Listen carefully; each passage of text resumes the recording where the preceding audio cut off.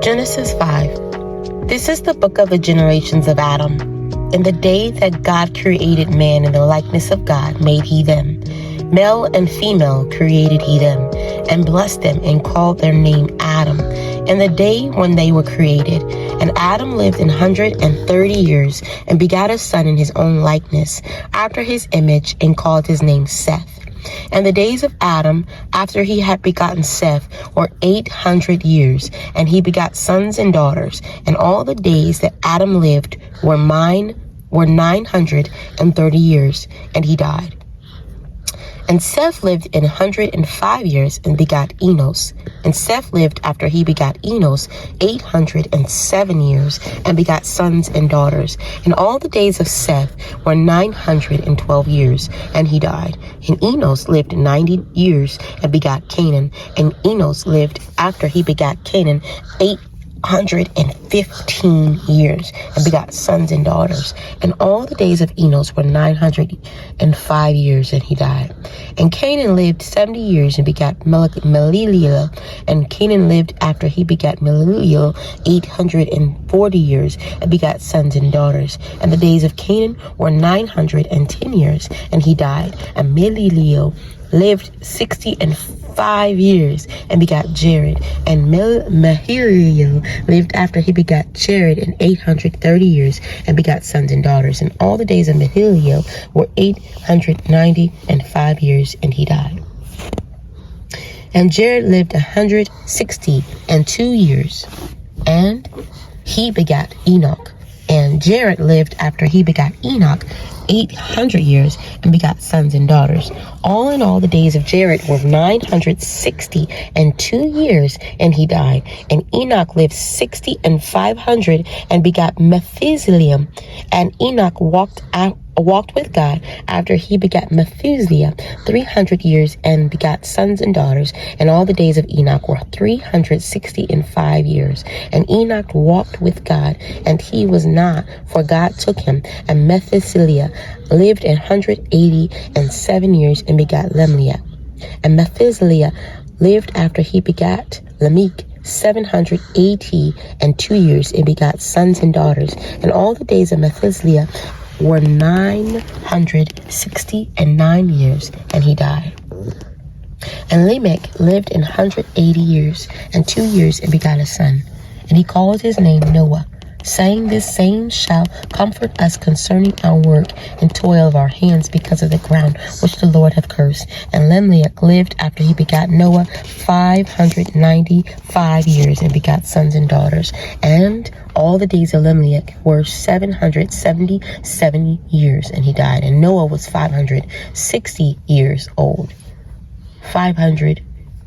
Noah was 500 years old, and Noah begot Shem, Ham, and Japheth. This is Genesis 5. We are now moving to Chronicles 5.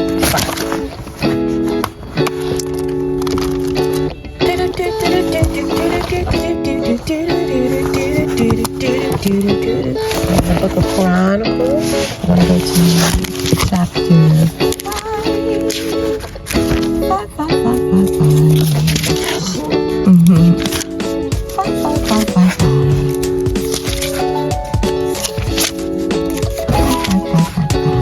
Chronicles 5. And it reads, Now the sons of Reuben, the firstborn of Israel, for he was the firstborn, for as much as he defiled his father's bed, his birthright was given unto the sons of Joseph, the sons of Israel, and the genealogy is not to be reckoned after the birthright. For Judah was prevailed above his brethren, and of him came to chief ruler, but the birthright was Joseph's. The sons, I say, of Reuben, the firstborn of Israel, were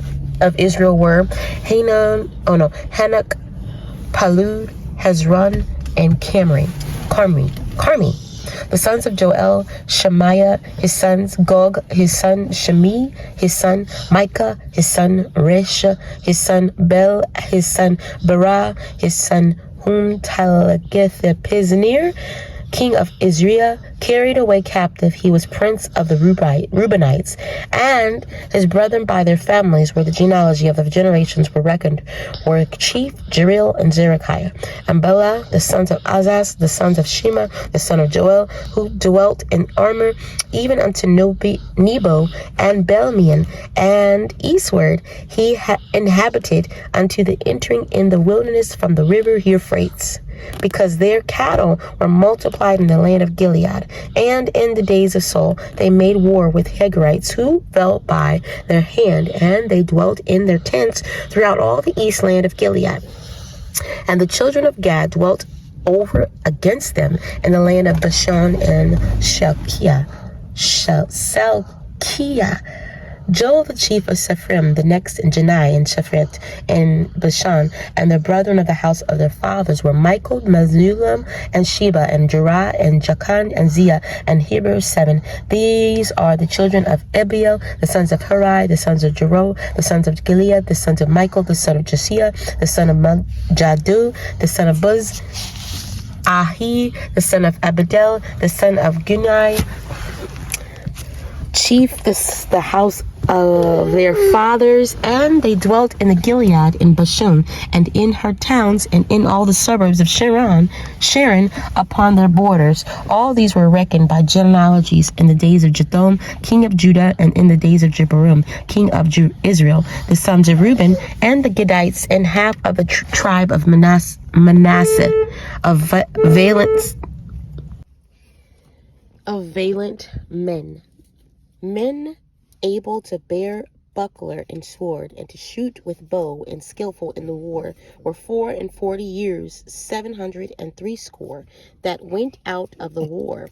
And they made war with the Hagrites, and Jetur, and Nephish, and Nodab, and they were helped against them, and the Hagrites were delivered into their hand, and all that were with them, for they cried to God in the battle, and he was interested of them, because they put their trust in him.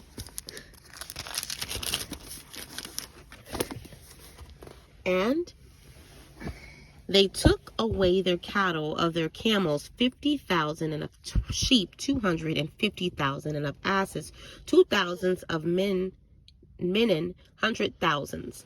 For there fell down many slain, because the war of God, and they dwelt in the steads unto the captivity. And the children of half tribe of Manasseh dwelt in the land. They increased from Bashan into Bashurim and Sinir unto the Mount Hermon. And these were the heads of the house of their fathers, and Ephir, and Isi, Eliel, and Ezrael, and Jeremiah, and Hadaviah, and Jahadiel, mighty men of valor, famous men, and heads of the house of their fathers. And they transgressed against the God of their fathers, and went whoring after the gods of the people of the land, and whom destroyed before them. And the God of Israel stirred up the spirit of Pul, king of Ezra, and the spirit of Tiglath-Pileser, king of Azria, and carried them away, even the Reubenites and the Gadites, and half the tribe of Manasseh, and brought them into Helah, and Harbor, and Harah, and the river of Gozan unto this day. This concludes 1 Corinthians chapter 5. We're now going to go to Now we're going to read from Esther chapter 5. Now it came to pass of the day that Esther put on her royal apparel, and stood in the inner court of the king's house, over against the king's house. And the king sat upon his royal throne in the royal house, over against the gate of the house. And it was so, when the king saw Esther the queen standing in the court, that she obtained favor in his sight. And the king held out to Esther the golden scepter that was in his hand. So Esther drew near and touched the top of the scepter. Then said to the king and to her, What wilt thou, Queen Esther? And what is thy request? It shall be even given thee to the half of the kingdom. And Esther answered, If it seem good unto the king, let the king and Haman come to this day unto the banquet that I have prepared for him. Then the king said, Cause Haman to make haste.